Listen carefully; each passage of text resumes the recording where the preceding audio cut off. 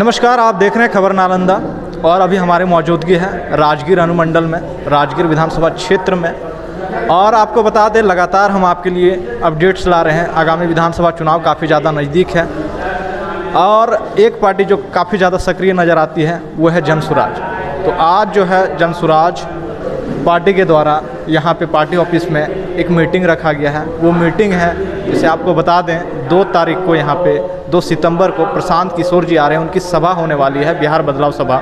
और उसी चीज़ को लेके यहाँ पे जो है मीटिंग रखा गया है। तो चलिए इस मीटिंग में क्या कुछ इनका प्लानिंग रहा, किस तरह से वो प्रशांत किशोर जी का स्वागत करेंगे, कितने लोगों की आने की संभावना है, ये सारा चीज़ आपको बताते चलेंगे। बने रहिए हमारे इस वीडियो के साथ।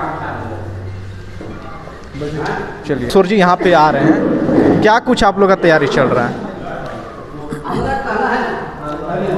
राजगीर विधानसभा में राजगीर नगर परिषद में 32 वार्ड है। सबसे पहले यहाँ नगर परिषद के जो अध्यक्ष हैं उनके नेतृत्व में 32 वार्ड में हर वार्ड से एक जुलूस के रूप में युवा साथी, बुजुर्ग भाइयों बहनों निकलेंगे और प्रशांत जी के स्वागत में आपके RDH हाई स्कूल के पहले चौक पे एकत्रित होंगे। इसी तरह से हमारे यहाँ नगर पंचायत है राजगीर विधानसभा के अंदर में।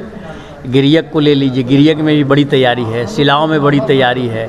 और जो हमारा राजगीर विधानसभा से कनेक्टिंग विधानसभा है, जैसे राजगीर का बॉर्डर अस्थामा विधानसभा है, राजगीर का बॉर्डर बिहार शरीफ विधानसभा है, राजगीर का बॉर्डर नालंदा विधानसभा है। नालंदा विधानसभा का 63 बूथ राजगीर प्रखंड में पड़ता है। और हमारा इस्लामपुर जो विधानसभा है, ये राजगीर जो माननीय प्रशांत जी का कार्यक्रम स्थल है, इससे कनेक्टिंग है। इस सभी विधानसभा में प्रखंड अध्यक्ष, अनुमंडल अध्यक्ष, नगर पंचायत, नगर परिषद के अध्यक्षों के द्वारा बड़ी तैयारी की गई है।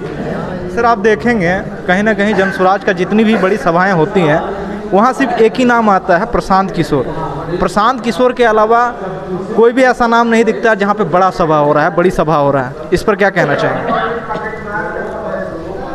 पूरे 243 विधानसभा में जनसुराज के सभी जो प्रदेश के नेता हैं, आपने देखा होगा जनसुराज के वरिष्ठ नेता माननीय RCP साहब का कभी भागलपुर में कार्यक्रम चल रहा है, कभी मधुबनी में चल रहा है, कभी सीवान में चल रहा है, नालंदा में कई जगह पे चला।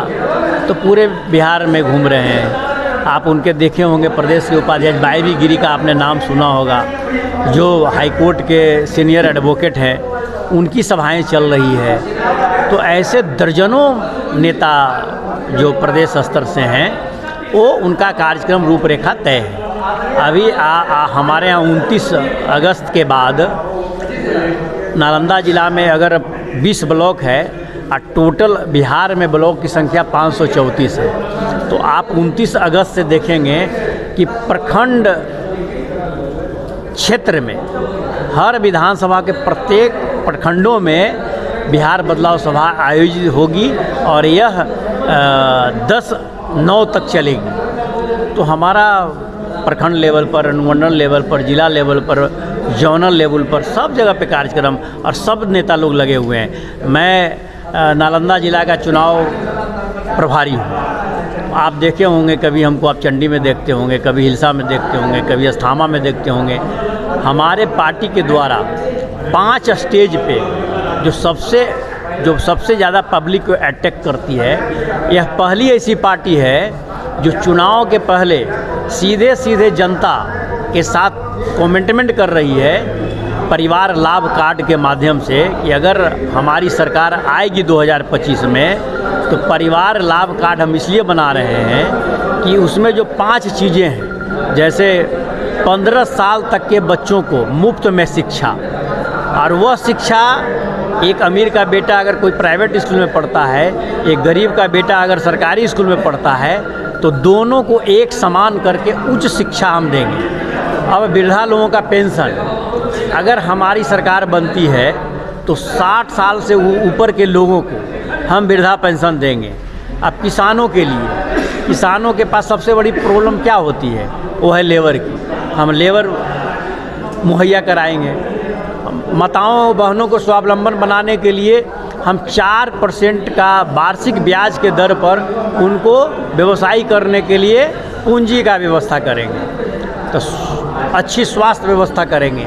तो ये हमारा कमिटमेंट है। परिवार लाभ कार्ड हम इसीलिए बना रहे हैं बड़े पैमाने पे कि अगर हमारी सरकार बनती है तो पहली कैबिनेट में उसको पारित कर दी जाए।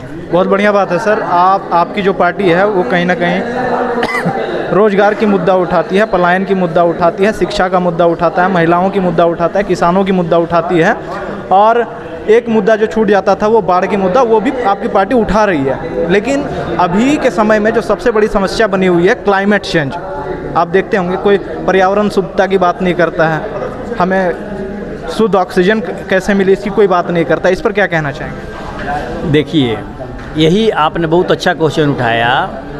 पहले तो किसी भी राज्य के मुख्यमंत्री का इकबाल होना चाहिए कि सबसे पहली हम जिस क्षेत्र में काम करें वह है पर्यावरण संतुलन के लिए। आप देखिए बिहार के मुख्यमंत्री जी को, जो हमारा जंगल था, जिस जंगल में आम लोगों के लिए जड़ी बूटी मिलती थी, फल मिलते थे, कुछ ऐसे पेड़ पौधे थे जिनके रस से, जिनके जूस से शुगर को हम भगा सकते थे, हम अब वहाँ क्या बना दिए? तो घोड़ा कटोरा बना दिए।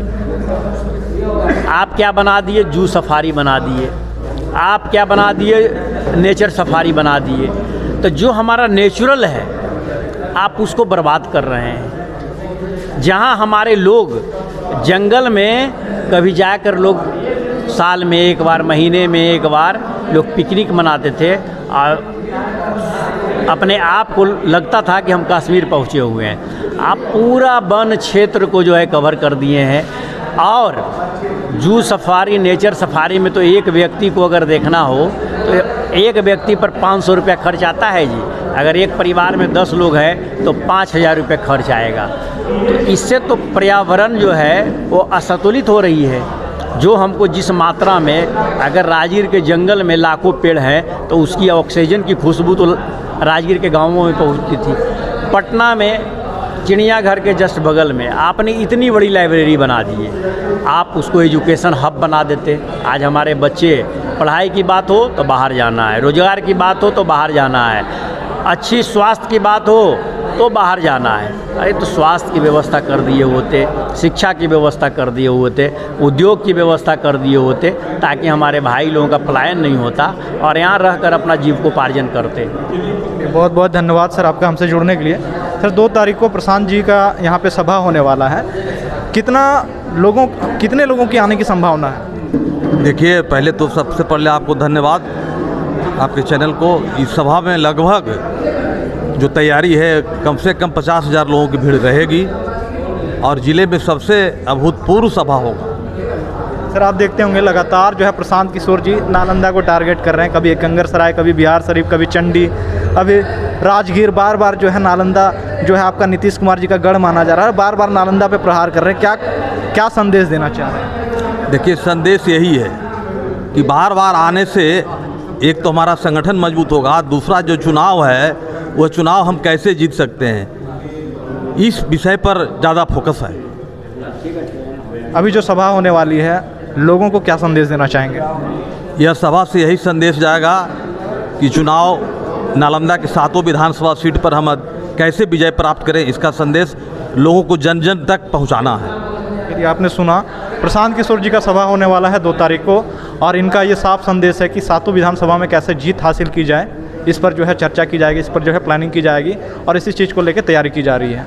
आप देख रहे हैं खबर नालंदा, मैं हूँ सुभाष रजक। धन्यवाद।